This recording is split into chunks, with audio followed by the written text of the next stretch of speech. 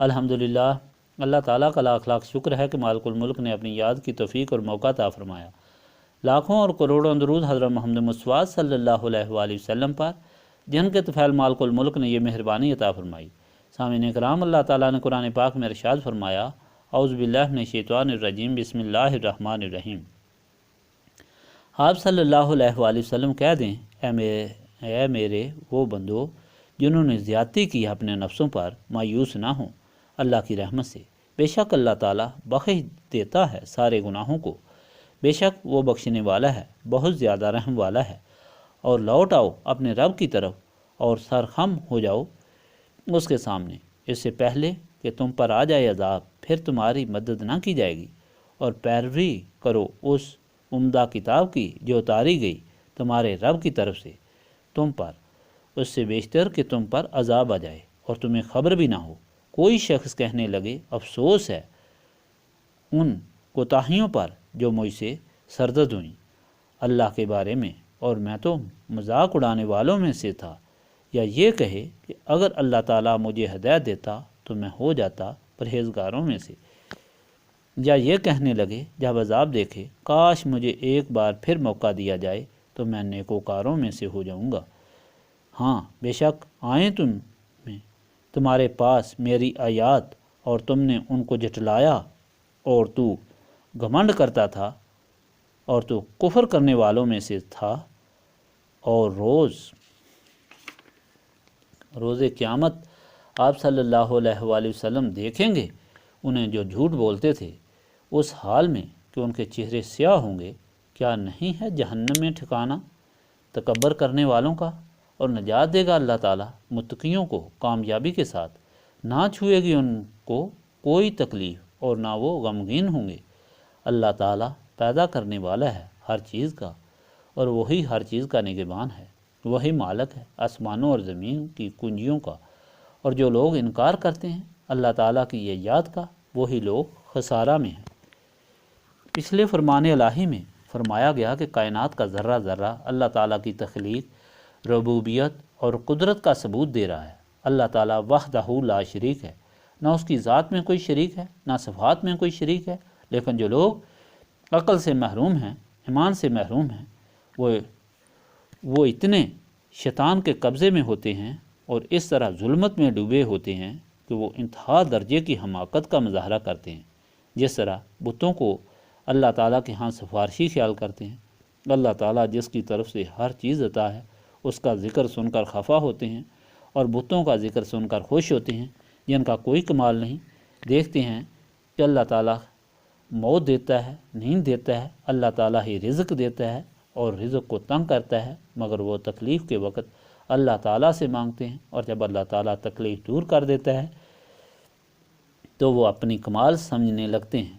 اللہ تعالیٰ نے فرمایا کہ ان باتوں کا فیصلہ تو فیصلے کے دن اللہ تعالیٰ کرے گا، لیکن یہ سمجھ لو کہ ایمان کی برکت سے اس بات کو انسان سمجھ سکتا ہے، لیکن منکرین اس سے محروم ہوتے ہیں، اور وہ اس لیے کہ نسبت رسولی صلی اللہ علیہ وآلہ وسلم سے محروم ہوتے ہیں۔ نسبت رسولی صلی اللہ علیہ وآلہ وسلم سے دل و دماغ منور ہو جاتے ہیں اور ان کی عقل شیطان کے بہکاوے میں نہیں آتی، اور ایمان اتنا پختہ ہوتا ہے کہ کوئی ان کو متزلزل نہیں کر سکتا۔ آج کا فرمان الہی بہت بڑی خوشخبری والا ہے۔ نبی پاک صلی اللہ علیہ وآلہ وسلم نے فرمایا، مجھے یہ آیات ساری دنیا سے زیادہ عزیز ہیں۔ شیطان ظالم جب مردود ہوا تو اس نے عرض کی، یا اللہ میں ان سب کو گمراہ کر دوں گا جن کے طفیل تو نے مجھے مردود کیا۔ اللہ تعالیٰ نے فرمایا، جاؤ زور لگا لو، میرے مخلص بندوں پر تیرا زور نہیں چلے گا۔ شیطان نے عرض کی، یا اللہ مجھے طاقت دے کہ میں اپنا کام کر سکوں۔ حکم ہوا، جاؤ تمہیں انسان کے دل پر تسلط دیا جاتا ہے۔ عرض کی، کچھ اور عطا فرما۔ فرمایا، جب انسان کا بچہ پیدا ہوگا تو تمہارا بچہ بھی پیدا ہوگا۔ عرض کی، کچھ اور عطا فرما۔ فرمایا، جاؤ تمہیں انسان کی رگوں میں خون کے ساتھ دوران دیا جائے گا۔ اس پر حضرت آدم بہت متفکر ہوئے اور عرض کی، یا اللہ تو نے شیطان کو اتنی طاقت عطا فرمائی، میری اولاد کیا کرے گی؟ اللہ تعالیٰ نے فرمایا، جب تمہاری اولاد سے نیکی کا کوئی ارادہ کرے گا اسے نیکی مل جائے گی، اور برائی جب تک عمل نہ کرے نہیں لکھی جائے گی۔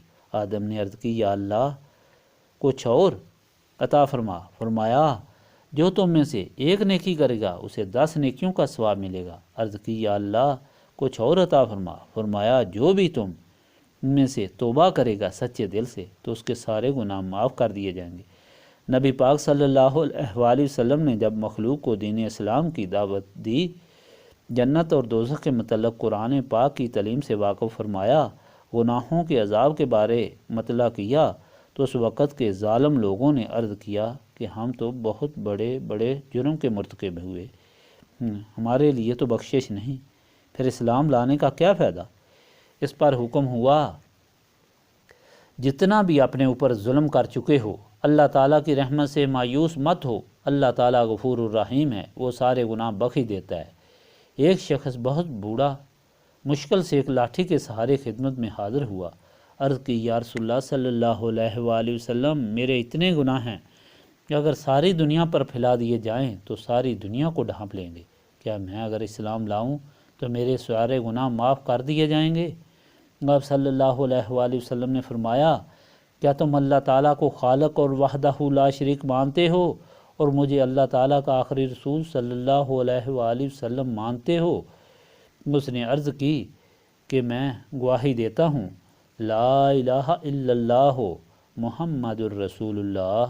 آپ صلی اللہ علیہ وآلہ وسلم نے فرمایا تیرے سارے گناہ معاف فرما دیے گئے۔ نبی پاک صلی اللہ علیہ وآلہ وسلم نے فرمایا اگر تم پہاڑ کے برابر گناہ لے کر اللہ تعالیٰ کے سامنے توبہ کرو تو اللہ تعالیٰ اتنی ہی بخشش لے کر تمہیں پیش آئے گا۔ ایک فرمان میں فرمایا اگر تم گناہ نہ کرو اللہ تعالیٰ تمہیں اٹھا لے اور دوسری قوم بھیجے جو گناہ کرے اور اللہ تعالیٰ اس کو بخش دے، کیونکہ اس نے اپنی غفور الرحیم ہونے کی شان کا اظہار کرنا ہے۔ انسان کے عمل بے انتہا نہیں، اس کی ہر چیز کتنی ہی زیادہ ہو ایک حد سے آگے نہیں بڑھ سکتی، لیکن اللہ تعالیٰ کی طاقت، مہربانی، بخشش کی کوئی حد نہیں۔ کوئی گناہ، کوئی ظلم اس کی بخشش کا مقابلہ نہیں کر سکتا۔ حدیث شریف میں آیا ہے ایک دن حضرت ابو ہریرہ اپنے گھر آئے تو دیکھا دروازے پر ایک عورت کھڑی ہے۔ اس نے سلام کیا اور کہا اے ابو ہریرہ میں ایک سوال کرتی ہوں، خدا را مجھے جواب دو۔ ابو ہریرہ نے فرمایا بتاؤ۔ اس نے بتلایا کہ میرے سے گناہ سرزد ہوا ہے اور پھر میرا بچہ پیدا ہوا اور پھر میں نے اسے بھی مار دیا، کیا میرے گناہ معاف ہو جائیں گے؟ حضرت ابو ہریرہ نے فرمایا ہرگز نہیں، تم نے 2 گناہ کبیرہ کیے۔ وہ عورت روتی ہوئی چلی گئی۔ حضرت ابو ہریرہ مسجد میں نماز کے لیے گئے اور نماز کے بعد نبی پاک صلی اللہ علیہ وآلہ وسلم کی خدمت میں سارا ماجرا کیا سنایا تو نبی پاک صلی اللہ علیہ وآلہ وسلم نے فرمایا ابو ہریرہ تم نے بہت برا کیا، کیا تو نے اپنے اللہ تعالیٰ کا یہ حکم نہیں سنا کہ اللہ تعالیٰ سارے گناہ معاف کر دیتا ہے؟ جاؤ اس عورت کو حکم سناؤ۔ حضرت ابو ہریرہ نے بڑی مشکل سے عورت کا گھر تلاش کیا اور اسے یہ خوشخبری سنائی۔ وہ عورت سجدے میں گر پڑی، فریادیں کر کے رونے لگی، اے اللہ تعالیٰ تو اتنا بخشنہار نہ ہوتا تو تیرے بندے کدھر جاتے؟ یہ سب کچھ نسبت رسولی صلی اللہ علیہ وآلہ وسلم کی برکت ہے۔